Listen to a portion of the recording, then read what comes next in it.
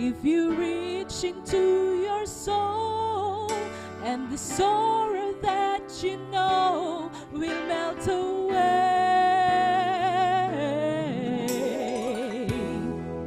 and then a hero comes along with the strength to carry on, and you cast your fears aside, and you know you can survive. So when you feel like hope is gone, look inside you and be strong, and you finally see the truth that a hero lies in you.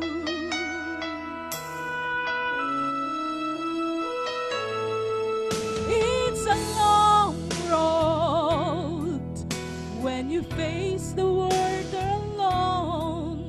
No one reaches out a hand for you to hold. You can find love if you search within yourself, and the emptiness you felt will disappear.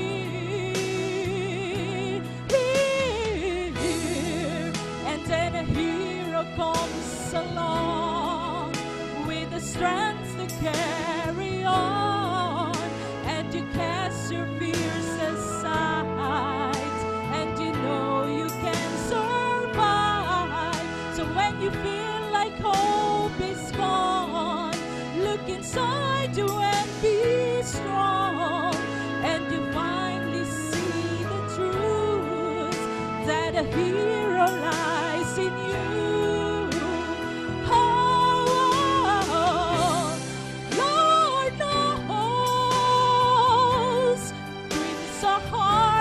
Follow, but don't let anyone turn them away. Just hold on, there will be tomorrow. In times you find a way,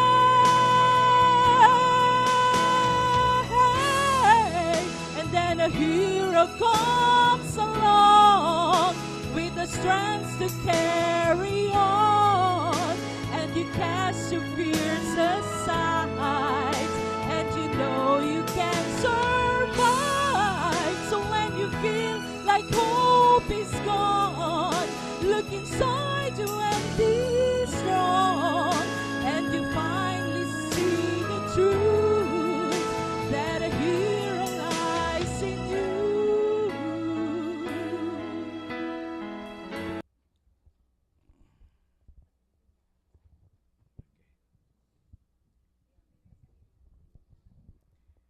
Okay, the Philippines Information Agency Regional Office Number 2 and Office of the Provincial Agriculturist Cagayan present this plaque of appreciation to Cristina I. Antonio for sharing her precious time, expertise, and beliefs during the 2013 IDU Women Honor Roll Awards Night as part of the Women's Month celebration in Cagayan.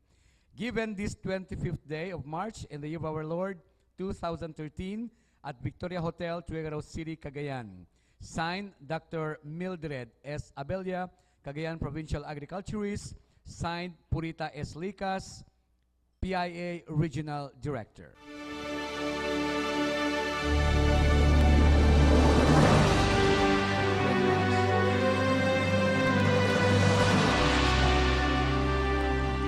Ladies and gentlemen, the honorees in this edition of the 2013 IDU Honor Roll for Women. For her efforts in the establishment of a development landscape for Cagayan Valley and exemplifying the virtues of a government worker for the cause of women in Tuguegarao City as an elected public official. Given this 25th day of our Lord 2013 at Victoria Hotel, Tuguegarao City, Cagayan, by the Philippine Information Agency Region 2 and the Office of the Provincial Agriculturist. Signed, Director Purita Licas of the PIA, and signed, Dr. Mildred Abella of the Provincial Office of the Provincial Agriculturist. And the honoree is Dr. Corona Cabotaje Borja for Women Empowerment Urban category. Our first honoree, Dr. Corona C. Borja for Women Empowerment Urban category. Ma'am Crown was instrumental in the completion of the Pateng Bridge when she marched to the office of the Secretary of the Department of Public Works and Highways to demand why, despite the funds, it is not completed. And it was found out, but that's off the record now. You don't even read that in the publication, okay? Thank you very much. Thank Ma'am Linda, Ma'am Joji.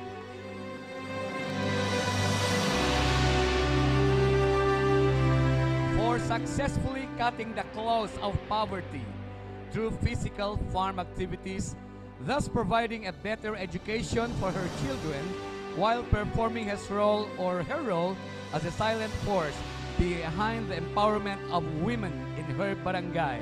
Our honoree, Alejandrina L. Correa, Women Empowerment Rural category. May we request the families or the friends of the honoree to accompany them on stage, please. Okay. It is a known fact in Claveria that Ma'am Anja, the husband of Ma'am Anja, left her for 13 years without any communication. He worked abroad, and after 13 years, he returned sickly. Manang Anja took care of him until he died 6 years later, and responsibility left to Anja, one of our standing women in Claveria and now in Cagayan. I think we have the provincial or the municipal agricultural officer. Okay, thank you very much. Congratulations. And our next honoree for providing the necessary support and acting as the fulcrum of the family business, virtually starting from zero and providing employment opportunities to rural women in her community, thus serving as a role model for the less privileged women of Cagayan. Our honoree, Mrs. Josephine Decena, in entrepreneurship category, to be accompanied by Sir June and the kids, okay, in full force from Andriles City.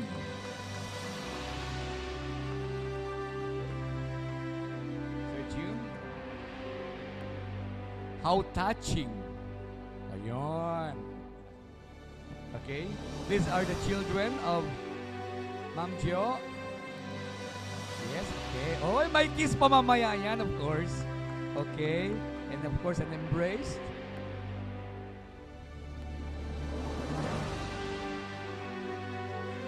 Okay.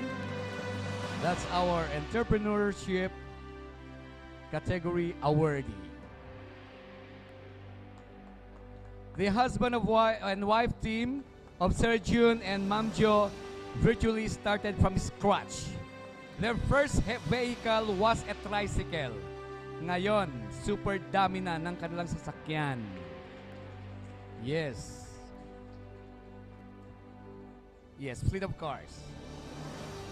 Their product is sold as the Fresh Canok. Okay. Our next honoree for believing in the power of love and the goodness of humanity, which propelled her the chance to continuing service to fellow men through the various organizations she belongs as officer and member, which helped the Cagayan Valley region to open to more investment opportunities under the tourism blanket. Our honoree, the Regional Director of the Department of Tourism, Director Blessida Garcia Diwa, with, of course, not far behind, Architect Rolly Diwa. Ma'am Bless was working as a nurse in Philadelphia for 5 years. when Sir Roland tried to convince him to come back. Let's get married. And then Ma'am Bless came home. Ikinasal sila. And as they say, it's history. It's romantic history. Our honoree for Tourism Promotions and Marketing category, Director Blessida G. Diwa, with Sir Rolly Diwa. Okay.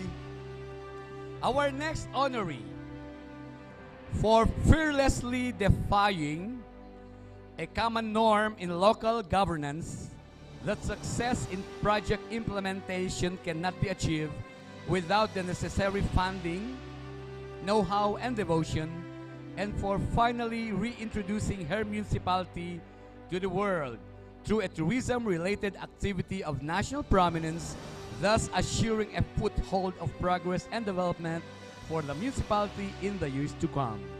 Our next honoree for local governance category, Mayor Lolita Garcia, CPA, of the Municipality of Santa Teresita. The caves of Santa Teresita now is the toss of Americans and British cavers. They recently discovered world-class caves and even the Bangalao caves, and I think Director Garcia was around. Some people say it cannot be done, but our honoree did it. Okay? Our next honoree for reaching out to the marginalized sectors of Cagayan society through the various social programs and projects she initiated and for showing a high level of government service performance, thus giving honors not only to herself, family, and the province, but likewise to the entire Filipino women. Our honoree for the social services category, Madam Edna Trinidad Junio, Provincial Social Welfare Officer of the Province of Cagayan. Walang baha, walang bagyo, walang kalamidad, natatakutin si Ma'am Edna, takot sila sa kanya. This is one of the reasons why, for the first time in the history of the country, a province registered a zero casualty in a typhoon. That was in 2010 through the Rescue 29 established by Ma'am Edna and the Love a Victim Center, the first in the country again. Our honoree, Ma'am Edna Junio, for social services category. Our next honoree for her self-denial from personal interest over those of her family, along the way enhancing a pioneering business in the region, which has contributed much to the advancement of such industry for Northern Philippines and touching people's lives through employment opportunities, thus enhancing the capability of the government to coexist with the private sector. Our next honoree for the media publishing category, Madam Belen Barriaslim, CPA of Golden Press, with parents Ma'am Lydia and Sir Domi. Okay? Madam Belen, as early as the 80s, opened the pages of the Northern Forum to progressive writers, even to mediocre writers, even to non-writers, as long as they can express themselves. Bukas na bukas ang pages nun. Oh, okay. Yes, okay. Madam Belen Barriaslim. Madam Belen sacrificed a very progressive teaching career at the University of the Philippines to come home and hopefully to meet Sir Mike Belen. Ganun ba yon? Okay? Yes. Okay. Okay, masyadong serious ang ating. Okay? For media and publishing category, Madam Belen Barriaslim and Sir Domi and Ma'am Lydia, our honoree. Okay?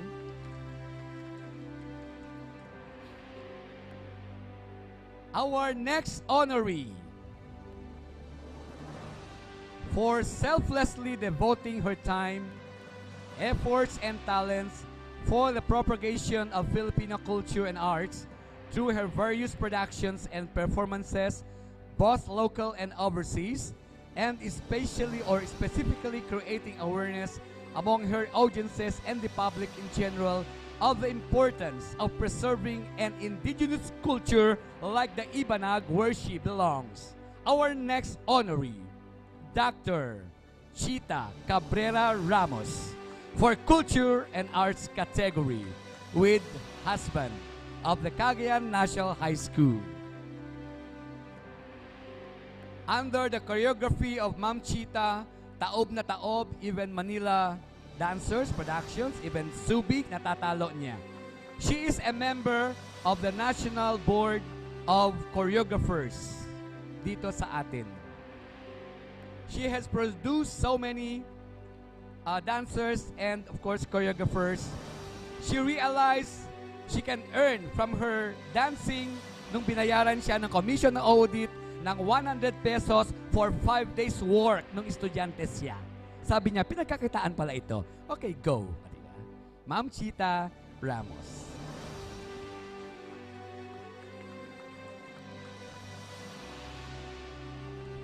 Congratulations. Our second to the last honoree. Second to the last. For her relentless pursuit of service excellence in her chosen field of endeavor, thus safeguarding the resources of the government, at the same time earning for herself the respect and admiration not only from her peers but the entire bureaucracy which she works with. Representing our honoree, we have Ludivina Potot, our honoree for the Resources Management category. Director Isabel Taginod of the Department of Budget and Management, represented by Ma'am Ludivina. The director is out in Manila for another meeting. Thank you very much, ma'am. Okay.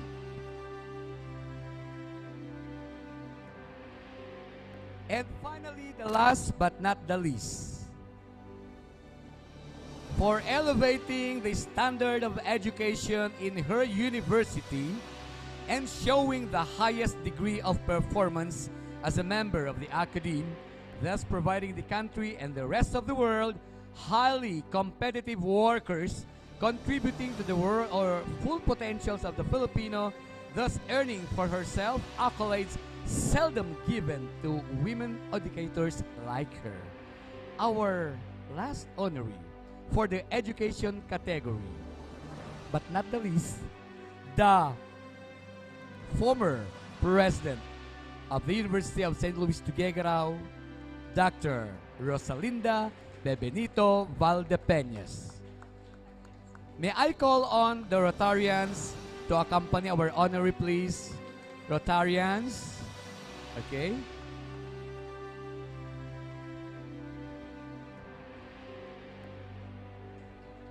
Okay, for your information, habang yung iba sa atin ay nakikipila sa US Embassy just to get our visa, our green card, Ma'am Linda surrendered her green card in 2013 to serve Cagayan. Sabi niya na nasa article, anong gagawin ko sa Amerika? Okay. Okay.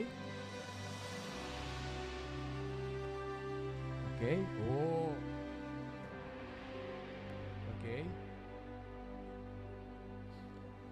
I cannot fathom the feelings of the audience now. They are so silent. Well, silence is golden. Okay. Okay. Kapag ka mga consonants. Okay, thank you very much, Ma'am Mildred. Thank you very much, Ma'am Purita, and of course, Ma'am Tintin. Can we have another round of applause to our 10 honorees? Okay. Thank you very much. Okay. Okay, can we have some uh, okay, there is a request sa mga honorees to may makipag-photo op ka ay kay Ma'am Tintin ngayon. Okay? Can we have the honorees again? Please bear with us. All the honorees.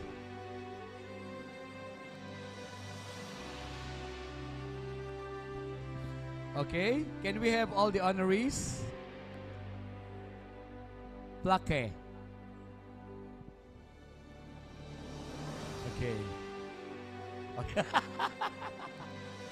Okay. Okay, yes, ma'am.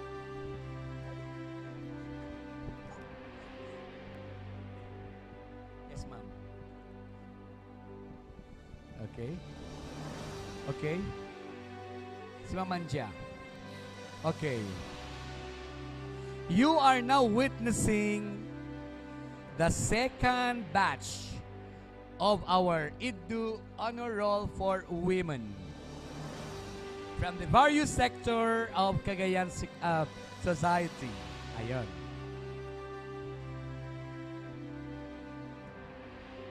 Okay. Of course, we are not viewing a pageant for the Miss Universe. They are honorees of our affair tonight. Okay?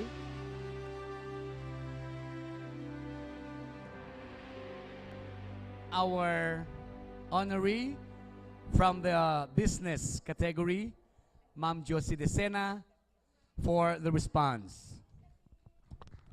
Isang maganda at masayang gabi po sa ating lahat, lalong-lalo na sa ating pangunahing bisita, Madam Cristina Antonio, mga kapwa ko honorees at mga kaibigan. Una sa lahat, nais kong magpasalamat sa organizer ng parangal na ito. Hindi ko po inaasahan at marahil ganito rin ang nararamdaman ng mga kapwa ko honorees sa gabing ito. Nakatataba po ng puso ang gawaran ka ng parangal bilang isang babae. Masabi kong ang aking naging mga karanasan sa buhay bilang isang ina, anak, asawa, ay katulad din ng nararanasan ng karaniwang babaeng katulad ko. Andyan yung panahon na ikaw ay masaktan, magsakripisyo alang-alang sa pamilya at tiisin ang anumang dagok ng buhay. Tayong mga babae ay matiisin, ngunit unti-unti nang nabubuo sa ating kaisipan na hindi habang buhay ay nasa sulok lamang tayo. Iba na ang panahon ngayon. Hindi dapat na tayo'y maging katuwang lamang ng ating asawa, mga anak, magulang o sino paman. Kinakailangan katuwang tayo ng buong lipunan, ginagalawan natin ngayon. Ang parangal na ito ay hindi lamang para sa akin o sa amin na nagawaran ng parangal. Ito ay para sa mga kababaihang patuloy na nakikibaka, patuloy sa pagsalungat sa tradisyonal na pag-iisip bunga ng nakagisngang paniniwala. Salamat sa inyong pagpapahalaga sa amin. Muli, maraming salamat sa lahat. Mabuhay ang mga kababaihan ngayon at sa susunod pang salinlahi. Maraming salamat po.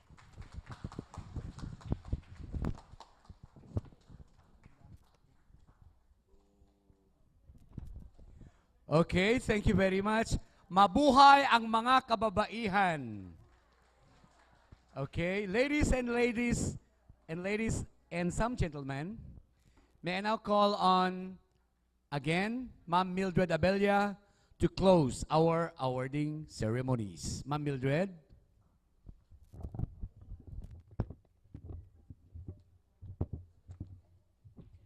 I am very happy for having each and everyone here, most especially the representatives of the different sectors, like the rural improvement clubs, the Rotary clubs, other women groups, and other sectors of the society. Thank you for coming, and thank you for gracing this occasion. to all our supporters, the men who had been very supportive, to all the women that came over. Thank you very much. To the business sectors and also the members of the media, the Office of the Philippine Information Agency, other offices like the Department of Agrarian Reform, Bureau of Fisheries and Aquatic Resources, the St. Louis University of Tuguegarao, the DBM, other groups, the LGU of Santa Teresita, the Provincial Social Welfare and Development Office headed by Mrs. Junio, Dr. Ophel Paralag, the Chief of the Provincial Information Office, Claveria representation, Santa Teresita representation, the Rural Improvement Clubs of Lalo, which they represent board member Olive Pascual of Lalo, other guests and visitors. Kami po ay nagbibigay pugay sa inyong lahat at pasasalamat sa inyong pagdalo dito sa affair na ito. Thank you so much. We hope and pray that by next year, there will be a lot of representation coming from the awardees of tonight's affair. With that, ladies and gentlemen, because women are giving difference in any endeavor, thank you. Thank you. And mabuhay po tayong lahat. Let's continue the night with songs and dances if you wish. For those who had not taken their dinner, please do so.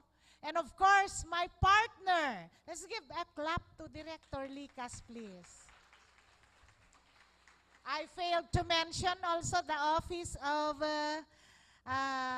Ma'am Bless. Thank you so much. Proud po kami sa inyong lahat na mga honorees. Sana po ipagkwentuhan natin sa buong mundo na ngayong gabi ay may mga babaeng gumawa ng kakaiba sa ating buhay. May mga babaeng kakaiba ang inspirasyon sa ating buhay. And with this, ladies and gentlemen, proud kami sa inyo. Let us celebrate sa lahat po ng women na walang award. Still, we are very proud of you. To dear members of the families, I failed to mention the entity which my friend and Kumari Belen Lim came from. Thank you so much. And lahat which I failed to mention to the members of the media, we hope that your radios, TV, and other types of media tomorrow will be sounding in Tuguegarao a loud sound by saying, these women have done a great change in the community and most especially in the province of Cagayan. Mabuhay po tayong lahat. With that, thank you very much. That end our awarding night announcement. I think kasalukuyan pa rin po ang printing ng Northern Digest. Kasi nagkaroon ng mga problema kanina sa current. This is supported by the Northern Forum and in cooperation with also with Northern Digest. And of course, with our own publishing, marami pong copying available, hindi po kayo mawawalan. Thank you very much, Architect Diwa. Thank you very much to all of you who supported this activity. And by the way, may task ang ating mga honorees ngayon. Please be the one to select your counterpart next year. Okay? Thank you very much and good evening to everybody.